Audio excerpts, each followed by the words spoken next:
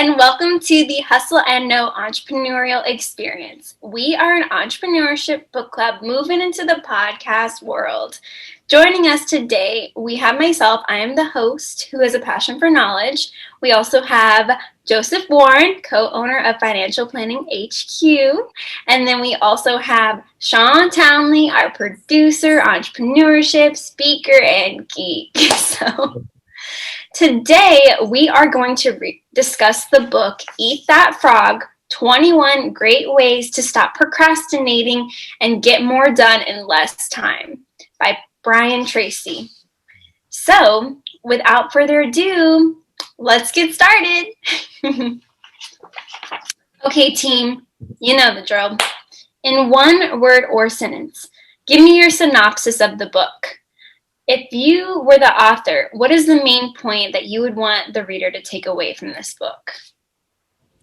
And I know we always say one word or sentence, but it's never one word or sentence. Especially for me. Or you can try. Yeah. Joseph? Yeah. I actually wrote a thesis on this, a formal thesis. I'm just kidding. If I had to choose one word, the word would be prioritize. That's the one word. The sentence is figure out what you want from life and then think about what's the most important thing I can do right now with what I have to get me in that direction, and then do that thing and don't stop until you're finished. So it's really, what is the most important thing I can do, and then do it and then finish it. Mm-hmm. Wow, that was the whole book. We're done. Just kidding. Just kidding. Great job, Joseph. You're welcome. What about you? How are you going to back that up? To borrow a phrase from Stephen Covey, put first things first, right? Mm-hmm. Do the most important thing first before anything else. Quit procrastinating, quit making excuses, quit doing the easy stuff, and by all means, don't multitask.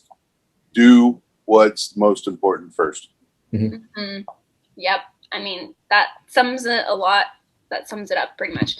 No, I'm just kidding. So, very true, Shawn. He just hit like most of the main points in there. So great with that. 19 of the 21 points right there. Yeah, right there. Those are all the important ones.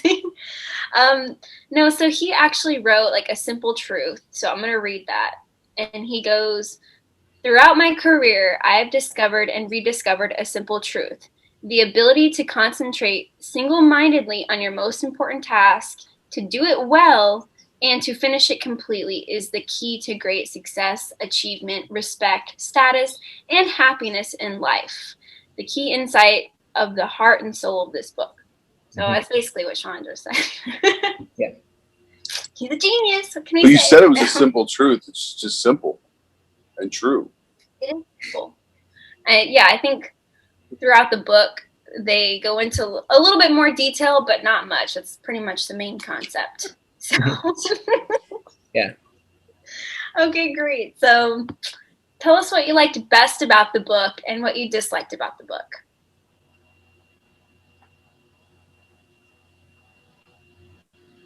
Joseph. See, you're always the trigger. Always at one. Can I piggyback real quick? I want to piggyback off what was said. Yeah, of course. Is it hustle now without piggybacks? We got to piggyback. No. We got to have a jumping off point or something. Mm-hmm. What I want to say is that it's almost human nature that you want to procrastinate most on the most important thing because it's like the scariest thing. So that's another, I think, guiding principle. But sometimes, I mean, maybe we can argue this later, but sometimes I feel like if you're having a bad day, just do one of the smaller tasks so that you can feel better about yourself and then you can build momentum. And you don't always have to start right with the frog. Maybe you could get like a frog leg that's fried and just have that as an appetizer. Can't do tadpoles, man. As an appetizer, and then no tadpoles. Tomorrow when you're having a better day. That's just one thing. Well, that's what he says to do in the book, right? Technically, he says, do not do that. Start with your most important task. Literally, like first thing in the day, you should block out time, like get it done. Just eat that frog. Just do it, right? Yeah. But he says if you do need to procrastinate or you feel the need to procrastinate, at least do it on like a lower priority, smaller task. That's right? true. That way you're still being productive, but it's still not the most important thing. So Yeah. that part, that's a good point, Joseph, that you bring that, because that's kind of like a little bit contradictory, right, to what the whole concept of the book is. Yeah.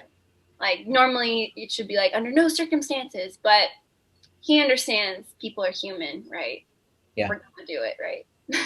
There's always an Damn incentive. humans. We really need to stop all this human stuff. Mm-hmm. Well, okay, so then I'll say what I liked. Yeah. So one thing he says is always work from a list, and he goes into like more depth, like saying first, just make a master list of everything you want to do now and in the future. Any idea that comes up, just do a giant list. Yeah. Then you can also do a monthly list, so everything that you need to accomplish in the next month. And then you can narrow it down more to a weekly list, everything that you need to accomplish in a week. And then do a daily list. And so you can transfer items from your monthly and weekly list into the daily list. So it helps you be able to understand it and see it better. Visually, So I think that's really smart and really powerful. And then he also goes into saying, plan it a day in advance. So plan your daily list the day before. Yes. So that way the day comes and you're like, well, it's already halfway of the day. I'm not doing anything. The day's over. You know what I mean? Like when you give up. Yeah. So those are some tips that I did like. Make a list. Yeah. Mm-hmm. Me too. I like how he says like your subconscious mind has time to think about it if you plan it the night before. It's like while you're like dreaming or sleeping, it's almost like you have it being chewed over by your mind. True. Has that ever happened to you? It happens to me all the time where I'm like about to fall asleep and then I remember something that I have to do and I have to get up and write it in my phone because if I don't, I will forget. So that's awesome. Yeah. So something that I didn't really like goes back to the little bit of the contradictory thing, because on one part he said like you should not set deadlines because they don't work, which didn't really make sense. But then on another point he said that you should set deadlines. So now I'm like, which one is it? Like, don't do it because it's like negative connotation, or do it. You know what I mean? I don't know. I think it's different for everybody. For me, deadlines are helpful. Yeah. Maybe not for others. But maybe the point is also, if you do your most important task first, if you just eat that frog first thing in the day, then you don't need to set a deadline because it's already done. So maybe that's the logic behind it. Yeah. But according to Joseph, 3 tadpoles equal 1 frog, right? No. If you're having lots of tadpoles if you're having a bad day, I think you can get out of it with some tadpoles. Yeah. Yeah, but what if every day's a bad day, Joseph? Then no frogs get eaten ever. But life is up and down. It's not always a bad day. So you're going to have a good day, and that's when you eat the frogs, build that momentum, and you build more good days, get better and better. But see, just to piggyback off of that, that's the point of the book, though, of doing your most important task first, because what it will do is it motivates you and it builds self-confidence and it releases all those, like motivation juices to make you want to keep going, because it's like it releases endorphins, makes you feel good and all of that. So if you're it's a momentum thing. If you do all these little tadpoles, though, you're not going to feel great about yourself. Yeah. So it's pointless. That's why you don't want it to be a habit. It's a one-off thing. I would say that's not a habit. I agree that you want to do the most important things first, and that's what probably, like, we all have the same 24 hours in a day. Elon Musk has the same 24 hours in a day, but he's doing the most important things first, and he's doing them over and over and over. But yeah, just on Sundays, he can't eat the frog. Then, he's doing some things like Twitter. He's also doing some tadpole stuff. Well, maybe it fits into whatever his strategy is. But anyone, like Bill Gates, anybody. Yeah, true. Yeah. You might hire some other people too to, do the most important thing for him. It's true. You just want to you want it to be more and more important things, I guess. If you're going to get more successful, most important thing is going to become more and more important, right? Mm-hmm. Yeah. And Shawn, you haven't said what you liked really or disliked yet. But instead of piggybacking, I'm going to leapfrog because we're talking about frogs. So I'm going to leapfrog off what y'all been talking about, and I'm going to do, one of the things is think on paper. I like that. Mhm. One of the things I have done this year since February is I started a journal. And it's a journal basically where I kind of record some vitals, for every day. I do my measurements and stuff. And then I track my goals in it. But I also do my list for the day. And it kind of helps me putting it on paper. I mean, I do keep it in my phone too, because I don't always carry my journal with me. I'm using a bullet journal type of methodology. And then the next morning I reflect on the day before. And I kind of write, some of the highlights from the day so that by the end of the week I can reflect. So I think there's some therapeutic things going on with putting it on paper. It's a little bit more retrospective, and maybe I should do it the opposite way. I mean, like he suggests, where I do more of the planning side of it, although it does help me kind of move stuff around. But to leapfrog off of your other point where it was contradictory, I think what he was, in what I was hearing from the book was you need to block time. You need to put it in a calendar and not just leave it in a list. So if you give yourself a deadline that's very vague, it's easy to kick that can down the road. But I think you need to actually block the time on a calendar. I think that's what he was going for. Like I said, the book was really kind of simplistic, and I blew through it like in 2 or 3 hours. I mean, it was really quick, and it almost seemed like an extended outline more than a book than anything else. I think that's the one thing I didn't like about it. But I do enjoy the working on paper part. Mm-hmm. And I'm going to leapfrog off of that, Shawn, because a lot of the concepts in the book reminded me also of the 4-hour work week, which I'm sure this one came out before that. So he probably took these ideas. But about the blocking out the time, or maybe it was rework, one of those two. The point is that the blocking starting to merge together. Yeah, all together. Yes. Block out time with uninterruptions. No, I definitely remember rework saying that. And also having to do with the emails, right? To only check your emails like twice a day, and make sure everybody knows that. So if there's something urgent, you can have a back message that says, call this number or whatever. Yeah. But that way you ensure that you have that block of time without any interruptions. So when I remember, Shawn, in other videos, you said that you were going to do that, like not check your emails all the time, all throughout the day. So I wanted to follow up again. Are you still doing that? No, I'm a huge fan of blocking my time. Now, if you look at my calendar, the number one complaint about my calendar for most folks is I can't schedule anything, because I do schedule everything. So to give myself time to do it, I even schedule breaks, because I was finding out I was just sitting and turning into a zombie in front of the computer. My Apple Watch, just sit there and go, you haven't gotten up this hour. What the hell's your problem? And so I get into a flow, which I guess is kind of good, but I do have those days where I've had a massive platter of tadpoles, but I can't tell you that I did anything productive that day. So, Which also leapfrogs into another main point, which is really, which is the 80-20 rule. And I thought you were going to say this is what you back. Like. I thought you were going to No. We've 80-20'd this thing to death, haven't we? True. Everybody's got to take on 80-20. Yes, but for those who don't know what the 80-20 rule is, it's basically where if you list all of your tasks and everything that you do, basically 80% of your productivity and your income and your success comes from 20% of what you do, right? So that's the whole concept. Like, you have all your list of things that you have to do. What is the 20% of it that's actually gonna, reap the rewards? And so, Shawn, it sounds like you had a bunch of 80% stuff that you had to do throughout the day when you should have just been doing the 20%. How rude. Yes, that's exactly right.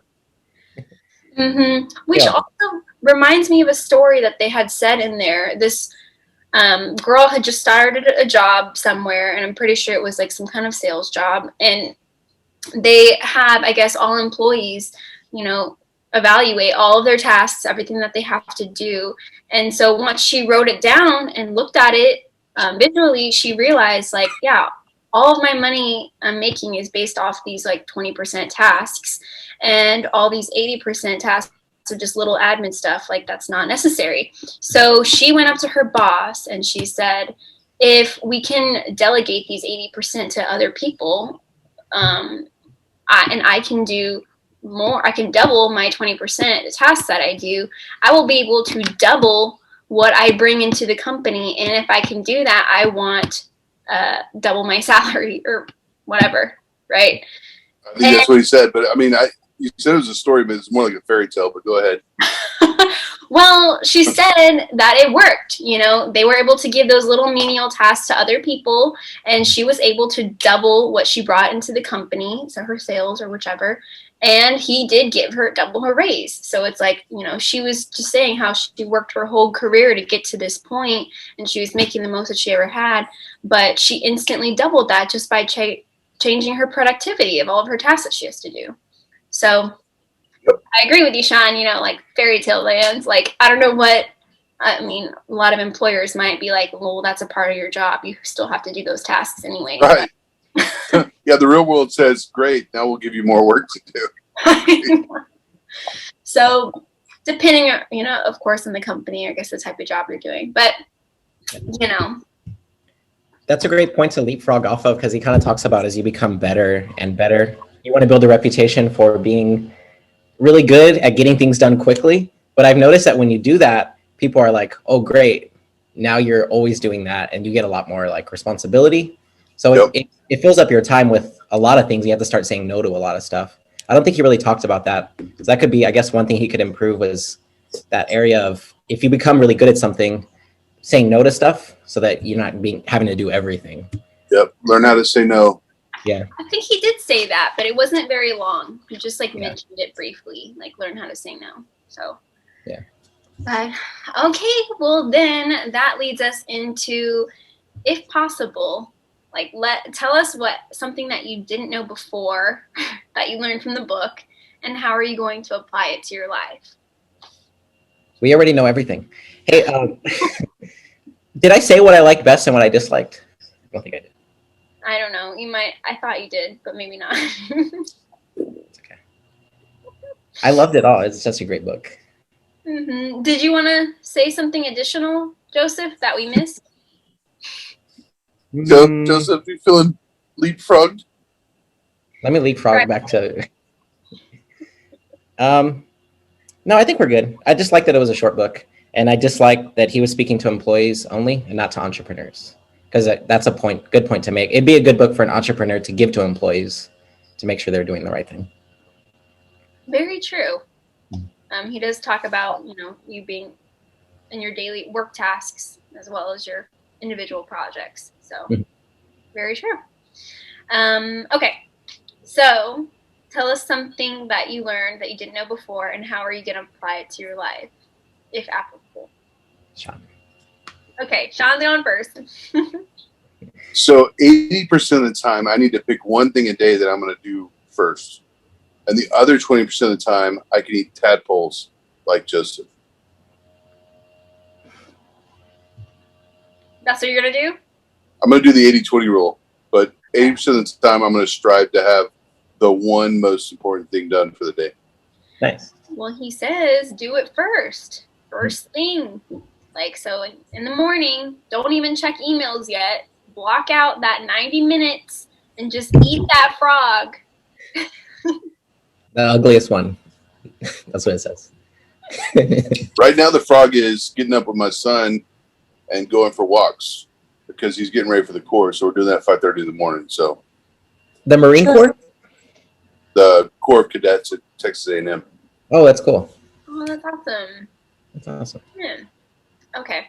Well, we'll still hold you to that, Shawn. You're 80-20. Okay, Joseph, what about you? I love this idea. I don't think I've ever heard this before, of pretending like you have a month-long vacation coming up tomorrow and thinking, what is the absolute first thing I have to get done? And then once you have that, what's the second and what's the third? And then just doing those things. I like that because it tricks your brain into like focusing on the most important thing. And it's fun to think about vacation too. So I thought that was a really cool idea. Mm-hmm. Very true. Vacation always motivates. Well, most people, Joseph, on Saturdays and Sundays go home and they stay home, you know. So you can pretend like vacations every weekend and Hustle. get all your work done in the 5 days allotted. I'm just kidding. Oh, shots Let's do a fired. hot take. Let's do a hot take. No, I mean, it's that balance is important, and I'll be home soon. Mm-hmm. And I'm taking Sunday off. Good. Oh, good for you, buddy. Mm-hmm. And for me, let's see. Okay, as we all know, I am guilty of procrastination. So I did love this book because it gave a lot of tools and steps and reminders. So I'm definitely going to do the most important thing first. Because remember how we were saying how if you don't, you don't feel like doing anything productive, do the tadpoles like Joseph was saying. Well, that's pretty much what I've been doing already, and it's not working. So I need to do the most important thing first thing. And I'm going to do this at work, and I'm going to do this at home.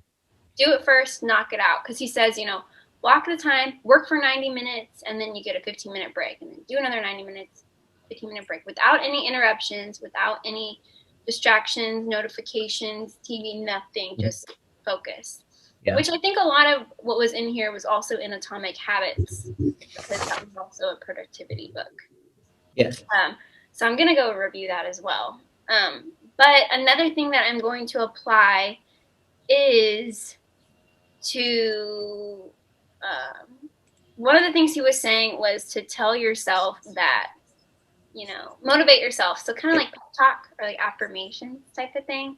So be like, tell yourself, I like myself, I love myself, I can do it. And then when people say like, ask, how are you doing? Say like, I'm doing terrific. You know how some people say like, I'm okay, or whatever. Oh, we're at work today. Like how people like to complain. Like to be completely 100% optimistic and just be like, I'm doing terrific. Even if you're not feeling it, because you'll manifest it basically. And it's another motivator, right? Fake it till you make it. Is that what you're going to do? Fake it till you make it? Well, no. I mean, I guess kind of. Only if you're actually feeling bad. But think about it. Like they were saying, if you are doing the most important task first, it's going to motivate you, and then you're going to feel better anyways. And then you're going to not have to fake it because it'll be genuine. But I think it's more so the concept of, sometimes you can talk down about yourself if you're not feeling too good, or be like, I should have done this. Like, you beat yourself up. I think it's more of, don't be hard on yourself, but, do the work. It kind of goes hand in hand. Right. So, any other last points that we want to make about the book? I know we did we covered a lot given the short amount of book it was. It's a long review for a short book. Very true. We went into detail, guys. Yes. Basically covered the book. So if you want to check it out, you can.